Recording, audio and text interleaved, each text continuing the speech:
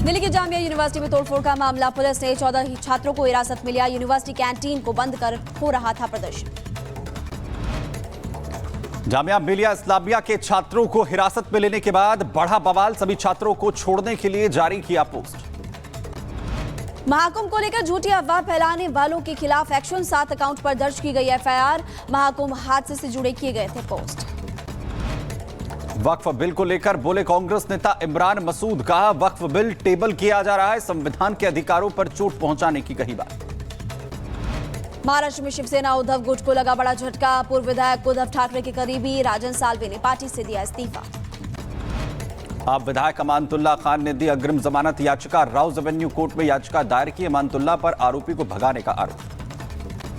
लखनऊ के पारा में तेंदुए हमले को लेकर सपा अध्यक्ष अखिलेश यादव ने किया पोस्ट। योगी सरकार पर साधा निशाना, कहा पशुओं की समस्या का समाधान ढूंढ नहीं पा रही सरकार, अब तेंदुए ने भी कर दिया हमला।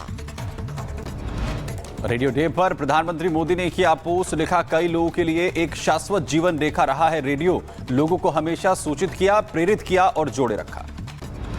उत्तर प्रदेश के देवरिया में डबल मर्डर के आरोपी की पुलिस से मुठभेड़ हो गई। गोलीबारी में आरोपी के पैर में लगी गोली, घायल आरोपी को इलाज के लिए अस्पताल में कराया गया भर्ती। मध्य प्रदेश के छतरपुर में शख्स ने पत्नी के साथ की मारपीट, पुलिस ने आरोपियों के खिलाफ दर्ज किया केस, तो मारपीट का वीडियो सामने आया। मध्य प्रदेश के छतरपुर में महिला के साथ अश्लील हरकत करना युवक को पड़ा भारी। पुलिस के सामने ही महिला ने थप्पड़ जड़ दिए, डंडे से पिटाई की और शराब के नशे में गंदे इशारे कर रहा था शख्स। नोएडा के सेक्टर 39 में पुलिस और बदमाशों के बीच हुई मुठभेड़, तो वहीं पुलिस ने 3 बदमाशों को गिरफ्तार किया। आरोपियों के कब्जे से चोरी का सामान और असला बरामद। नोएडा के सेक्टर 113 में पुलिस एनकाउंटर में एक बदमाश के पैर में लगे गोली। पुलिस ने 2 अपराधियों को जेल में भी भेज दिया और कब्जे से चोरी का फोन और हथियार भी बरामद किए। मध्य प्रदेश के ग्वालियर में गश्त कर रहे सुरक्षा कर्मी को तेज रफ्तार वाहन ने मारी टक्कर, बाल बाल बचा आरक्षक की जान, तो वहीं वाहन के बम्पर को पकड़कर आरक्षक ने बचाई जान। पूरी घटना सीसीटीवी में कैद हुई है।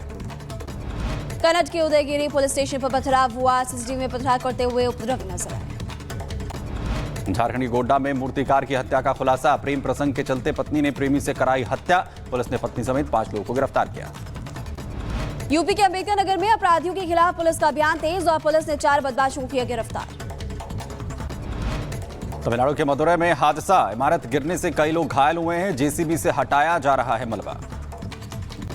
उत्तर प्रदेश के एटा में घर में लगे भयंकर आग, घर में बंधे हुए 2 मवेशी जिंदा जल गए, लाखों का अन्य घरेलू सामान भी जलकर राख हो गया।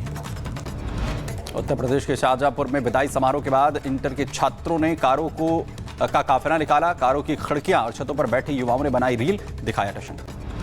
उत्तर प्रदेश के बहराइच में कुत्तों का आतंक, 7 साल के मासूम पर हमला कर दिया, गंभीर हालत में अस्पताल में कराया गया भर्ती। उत्तर प्रदेश के बलिया में कंटेनर में अचानक से लगी आग, तो लाखों का सामान जलकर राख हो गया, फायर ब्रिगेड की टीम ने आग पर काबू पाया। उत्तर प्रदेश के बुलंदशहर में छात्रों ने आग लगाकर जान दी और बॉयफ्रेंड की ब्लैकमेलिंग से परेशान गर्लफ्रेंड ने आत्मदाह किया, पुलिस ने सुसाइड नोट किया बरामद, पुलिस मामले की तफ्तीश में जुटी। बदायूं में विकासखंड परिसर में खड़ी एम्बुलेंस में लगी आग, फायर ब्रिगेड की टीम ने आग पर काबू पाया।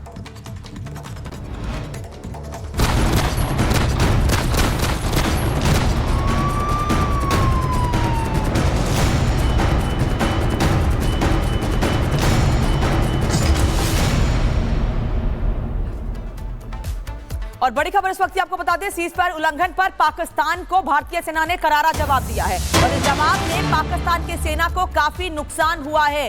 सीज़फायर उल्लंघन पर पाकिस्तान को भारतीय सेना ने करारा जवाब दिया है, पाकिस्तानी सेना को बड़ा नुकसान हुआ है। सूत्र ये बता रहे हैं, बता दें आपको कि लगातार पिछले कई दिनों से सीज़फायर उल्लंघन के मामले पाकिस्तान बॉर्डर से सामने आ रहे थे और यही वजह है कि भारतीय सेना ने अब बड़ा जवाब दिया है, जिसमें सूत्र ये बता रहे हैं कि पाकिस्तानी सेना को बड़ा नुकसान हुआ है।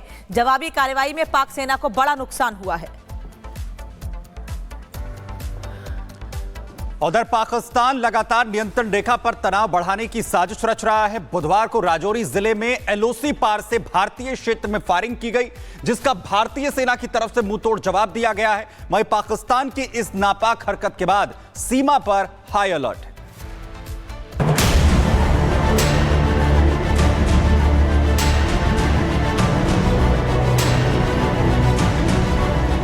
पाकिस्तान ने जो बोया आज वो वही काट रहा है। दूसरों के लिए गड्ढा खोदा तो वो खाई में गिर रहा है। आज पाकिस्तान से एम्बुलेंस की आवाजें सुनाई दे रही हैं। हर तरफ मातम और कोहराम मचा है। पाकिस्तानी झंडे में लिपटे शव के लिए नमाज पढ़ी जा रही है और ये सब उसकी गलती की ही सजा है।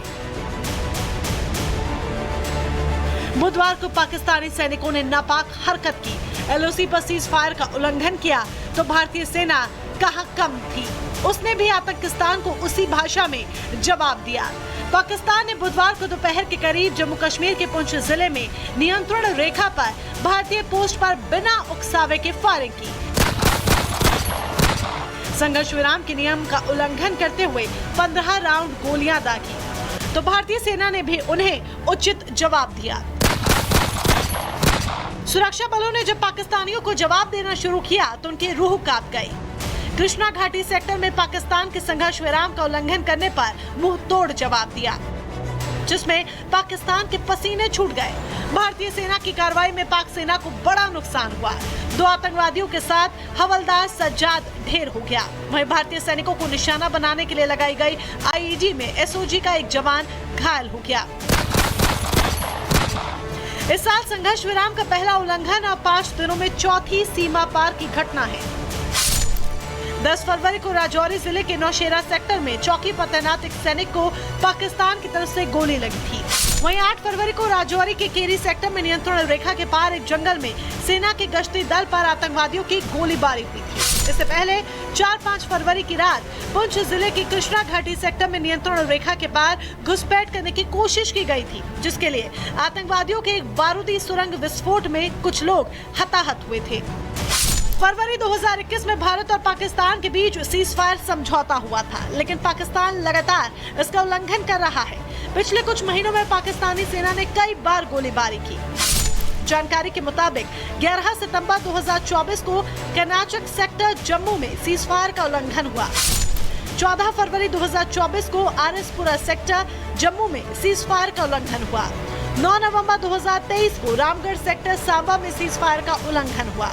27 अक्टूबर 2023 को अरनिया सेक्टर जम्मू में सीज फायर का उल्लंघन हुआ। खुफिया एजेंसियों के अनुसार पीओके में जैश-ए-मोहम्मद, लश्कर-ए-तैयबा और हमास जैसे आतंकी संगठनों की बैठक हुई है, जिसके बाद भारत में आतंकी हमलों की साजिशें तेज हो गई हैं। ऐसे में भारतीय सेना किसी भी स्थिति से निपटने के लिए पूरी तरह से तैयार है। Bureau report, Republic Bharat. का उल्लंघन कर चुका है आतंकिस्तान, बदला लेना जरूरी है। अभी सुरक्षा बल किस तरह से निगरानी रख रहे हैं, गुरसिमरन? देखिए, इस वक्त की अगर बात की जाए तो कल से लाइन ऑफ कंट्रोल में हालात जो हैं वो चिंतापूर्ण बने हुए हैं। लगातार सिचुएशन एस्केलेट की जा रही है और इसी के चलते आज जम्मू कश्मीर के एलजी मनोज सिन्हा ने एक सुरक्षा समीक्षा बैठक बुलाई है। ये बैठक अब से तकरीबन आधे घंटे की देरी में शुरू होगी और तमाम जम्मू कश्मीर पुलिस के जो आला अफसर हैं वो इस वक्त पहुँचना शुरू हो गए हैं। चाहे बात आईजी जम्मू जोन की जाए, एडीजी आर्मड की जाए और तमाम आला अधिकारी जिसमें कि सुरक्षा एजेंसियों के आला अधिकारी भी शामिल हैं, वो इस वक्त यहाँ पर पहुँचने शुरू हो गए हैं। गौरव आपको यहाँ पर विजुअल्स दिखा रहे हैं। डीजीपी नलिन प्रभात सबसे पहले ये बैठक लेंगे और डीजीपी नलिन प्रभात की इस बैठक के बाद जो है एलजी मनोज सिन्हा सुरक्षा समीक्षा बैठक लेंगे। कुल 80 से ज़्यादा जो अधिकारी हैं इस बैठक में मौजूद रहेंगे, जिसमें कि एडीजी रैंक के अधिकारी हैं, आईजी रैंक के अधिकारी, डीआईजी रैंक, एसएसपी और एसपी रैंक के अधिकारी भी शामिल हैं। इस वक्त लगातार आप देखेंगे आईजी जम्मू भीमसेन तूती इस वक्त यहाँ पर मौजूद हैं। गौरव से कहूँगा आपको विजुअल्स दिखाएं कि आईजी जम्मू जो है वो भी इस वक्त यहाँ पर पहुँच चुके हैं इस सुरक्षा समीक्षा बैठक के लिए। दूसरी तरफ तस्वीरें अगर आप देखेंगे तो इंटेलिजेंस एजेंसीज के अधिकारी जो हैं वो इस वक्त यहाँ पर पहुँच रहे हैं। उस वक्त उस तरफ से अगर गौरव आपको तस्वीरें दिखा पाएँ तो तमाम आला अधिकारी जो हैं वो यहाँ पर पहुँचना शुरू हो गए हैं। अब से चंद मिनट बाद ही बैठक शुरू होगी कन्वेंशन हॉल में। ये जम्मू कश्मीर सरकार के जो सिक्योरिटी विंग है, जो कि इंटेलिजेंस विंग सीआईडी के अधिकारी यहाँ पर पहुँच रहे हैं। तस्वीरें हम आपको लगातार कन्वेंशन सेंटर जम्मू से दिखा रहे हैं, जहाँ पुलिस के तमाम आला अधिकारियों का पहुँचना शुरू हो गया है। बड़ी सुरक्षा समीक्षा बैठक इसे इसलिए माना जा रहा है क्योंकि जम्मू कश्मीर के एलजी मनोज सिन्हा जो हालात इस वक्त चल रहे हैं उन हालात पर चर्चा करेंगे। ठीक है गुरसिमरन, और लगातार बैठकों का दौर जारी है और इस बीच हमने ये भी बताया कि किस तरह से भारतीय सेना ने पाकिस्तान की सेना को मुंहतोड़ जवाब दिया है और इसमें पाकिस्तान की सेना को बड़ा नुकसान